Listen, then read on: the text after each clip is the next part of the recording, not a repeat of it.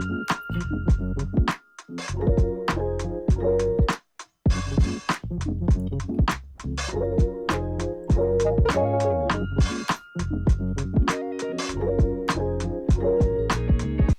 back to another video. As you can see by the title, these are the 25 books that I want to read in 2025. I actually found this quite difficult. I got to about the 20 mark and I was like, I'm running out of books. Because I don't always mark down the books that I want to read, I forget about a lot of books. But here are my top 25 that I plan to get around to this year. So the first book of 2025 is going to be Caraval, and I actually plan to read this month, so I should definitely get around to this book in 2025, and I am super excited to get into this because this is up my street of the type of fantasy that I'm into. Trials, tribulations, games with a sprinkle of romance. Yes, that is my cup of tea, and I get around to this month. The next book, which is also on my January TBR, is Magnolia Parks. I'm looking to get into this universe. Everybody loves this universe. Everyone says it pulls on their heartstrings. They really enjoy it. It pulls you through the feels. And that excites me because I haven't had a book that's put me through my feels since Wrong Place, Wrong Time by Gillian McAllister, and that was because she was a mum trying to protect her son, and I have a son so I could relate. But apart from that, I've never had a book that's really pulled on my heartstrings, so I'm hoping that this one will, and this one will put me through my feels. The next book is Just for the Summer by Abby Jimenez. Everybody was raving about this book last year. I think everybody's raved about this book for the last couple of years. It's definitely going to be a summer read, so I won't be getting around to it this month. I'll probably save it for the summer months, but I'm super excited to get into this book and get into this world. Everybody seems to love Abby Jimenez's writing style and the way that her stories flow, so I am really looking forward to getting around to this book at some point, and I've got the other books in this series to read as well, so they may become books I read in 2025. The next book, which I don't have a physical copy of, is Fourth Wing. Now, let me just give you a minute to collect yourself.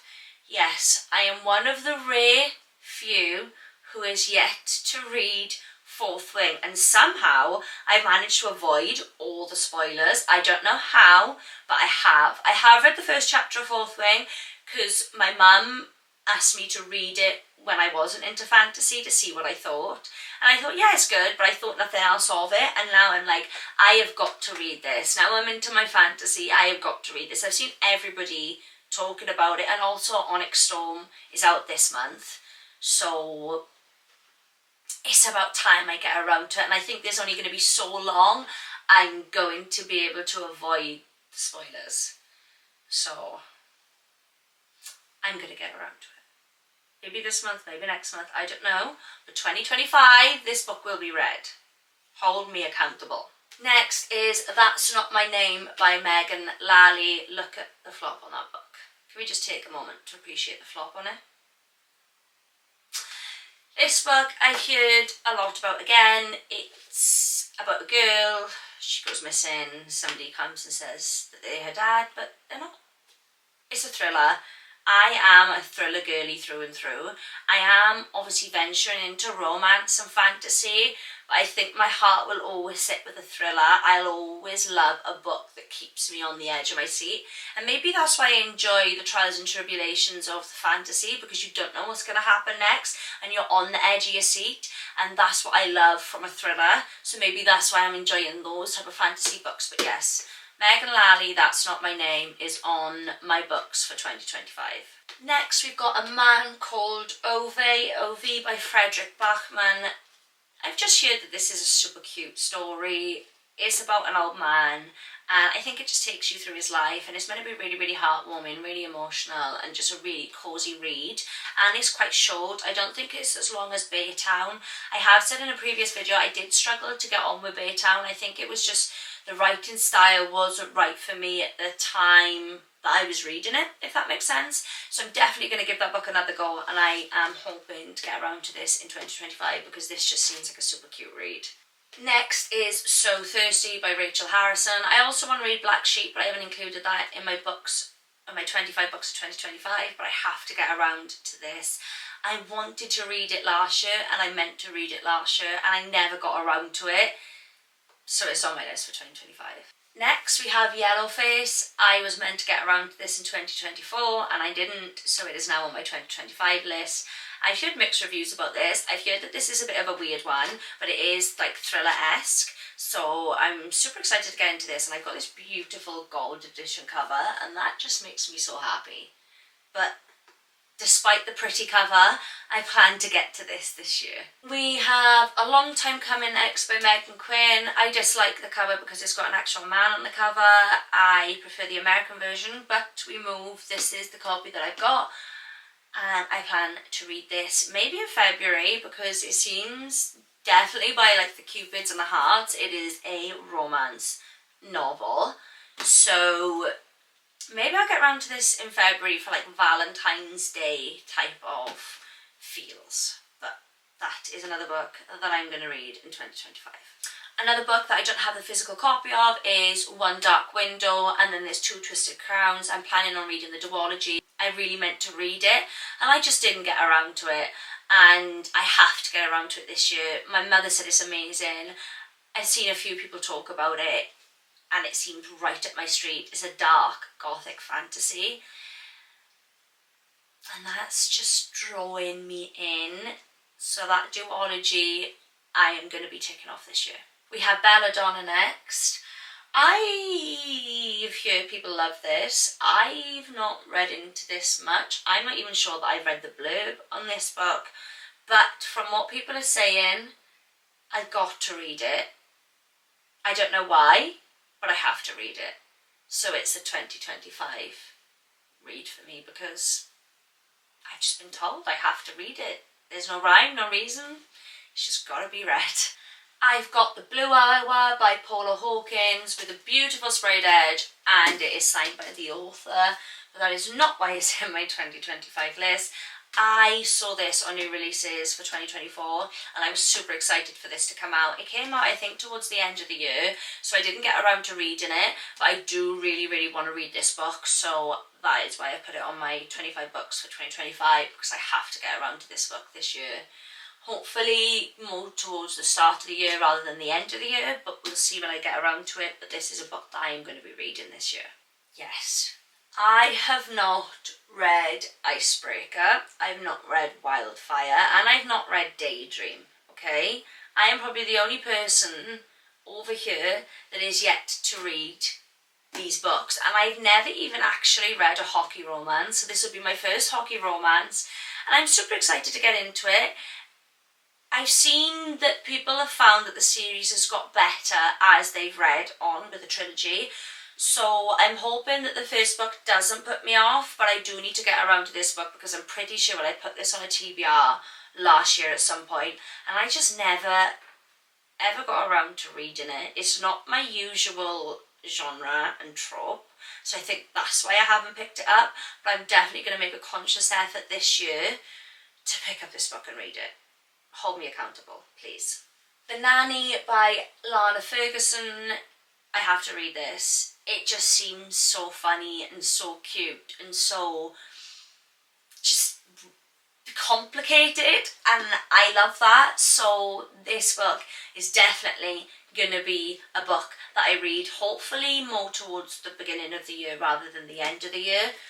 But another book that I have to get around to, and I planned to read last year and I did not. Next to You by Hannah Bonham Young. I have to get around to this purely for the fact I loved Out on a Limb.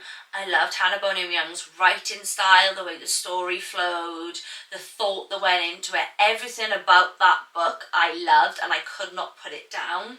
So I'm hoping that I get the same feeling from this book because it's from the same writer. So fingers crossed it will give me all of those feels. I am late on the bandwagon with the Boys of Tommen series. I was about to say Tomlin. Boys of Tommen series, but these books intimidate me, okay? Because they're big and they're chunky and they're just intimidating to the point on Audible to listen to this. There's a part 1 and part 2. That's how chunky this story is. And I think that's why for so long I haven't got around to it, because it's just intimidating and I'm scared to pick it up. So I've put it on my 25 books so that I have to pick it up. I have to pick it up. I have to get around to it this year. Please just tell me in the comments that I have to read this so that I do, because as I'm holding it here, it just feels like a mammoth task. It feels like a mammoth task. Again, a book that I don't have the physical copy of is Quicksilver. Need I say any more? It was being indie published, then it was picked up by a traditional publisher, then nobody could get hold of it, and everybody went crazy for Quicksilver.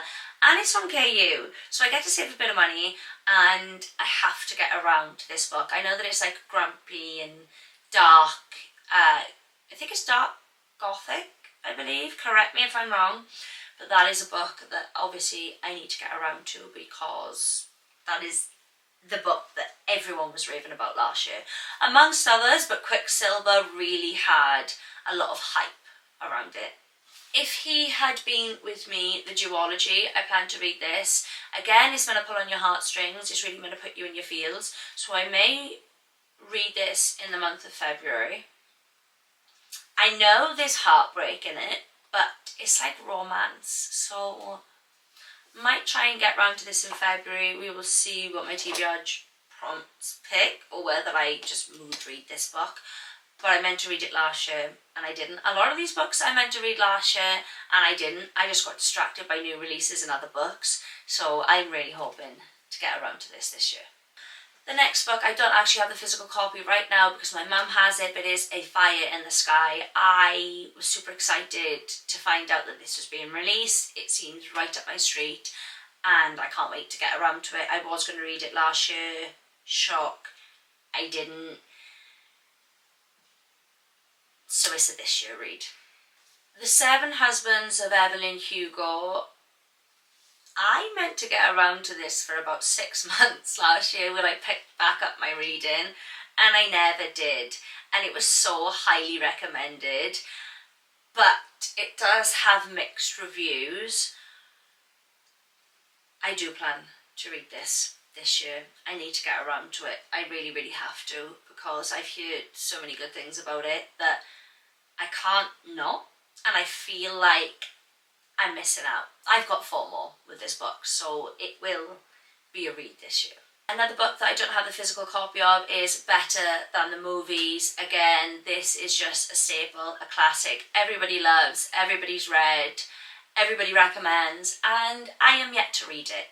So it's on my list for 2025. Hidden Pictures. I was meant to read last year. It was on one of my monthly TBRs. And I never got around to it. And I was super excited for this book because it's really, really creepy and I don't know why I haven't picked it up, and I need to. So hopefully I'm going to be in the mood to pick this up soon, because I just got to see what this book is about. It's meant to be super duper creepy and that excites me so much. I've got another duology. Now I don't know whether this is cheating, because technically duologies, yes, it counts as 2 books, but I'm just going to base off the first book, is Nectar of the Wicked. I've got the duology. I saw it in the works. Didn't really hear much about it. I read the blurb and it tickled my fancy. So I picked it up, and it is a book that I'm hoping to get round to this year. The House Across the Lake by Riley Sager. Another thriller for me. I'm surprised there's not more thriller books in this. As I'm going through these, I'm realising there's not actually that many thrillers, but I do use thrillers as palette cleansers and mood readers, so that's probably why I've not necessarily picked up thrillers. But I do want to read this book because I have heard a lot about it. I was meant to read it again last year. I probably sound like a broken record. If you're still here, thank you. But yes, this is a 2025 read that I need to get around to, because why not? I've heard a lot of people talk about it. And last but not least, we have The Short Straw by Holly Seddon. I've not heard a whole lot about this. I read the blurb and it sounded like it was up my street. Mainly the reason I ended up picking this is because of the bright cover. It just stood out to me. And the back, it just really stood out to me, and I just thought, do you know what? that is going on my 2025 list. So I'm hoping to get around to this again. I feel like it's another thriller. So I have got some thrillers splashed in throughout this, but I did try to make a conscious effort to pick books that I wouldn't necessarily pick up to mood read. So, although this may be a mood read, this is my last book on my 2025 list. So they are the books that I am planning on getting to in 2025. If any of these books are on your 2025 list, please let me know. If you have read any of them, let me know down below. Let me know what you thought. Let me know if there's any other books that you think that I should get around to in 2025. I'm always open to suggestions for books, and my book collection is growing rapidly. Despite the fact that I keep trying to put myself on book buying bans, it doesn't work. Here are my 25 books of 2025, and I will see you in my next video.